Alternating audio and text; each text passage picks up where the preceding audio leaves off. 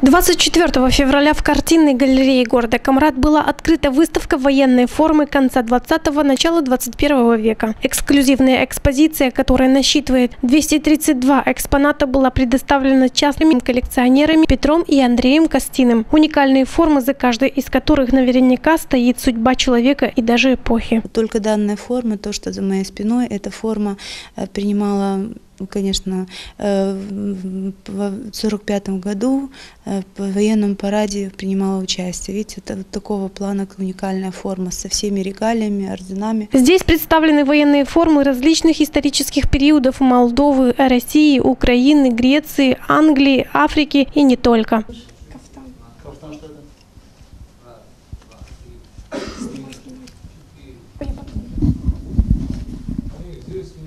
Вы себе не представляете, как я себя чувствую в форме почетного караула Ее Величества Королевы Британии.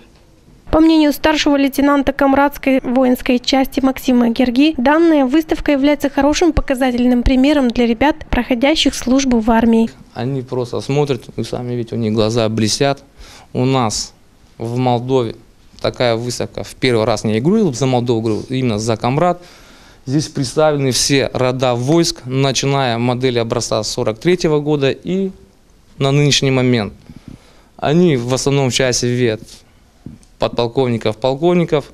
Здесь собраны, начиная с ефрейтора и вплоть до генерал-полковника. Я даже видел, там есть шинель образца 43 года маршала советских войск. Коллекционер Петр Костин является полковником таможенной службы, почетным таможенником Республики Молдова, награжден орденом за вклад в культуру Международной академии культур и искусства, а также 15 орденами и медалями и более 40 дипломами различных ведомств. Солдаты, пришедшие посмотреть экспонаты, по достоинству оценили ценность коллекции.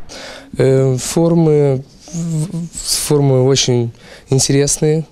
Видно, что имеют за собой исторические важные события. Очень интересно, что все это собрали в одном месте. Мне никогда не удавалось видеть это ранее.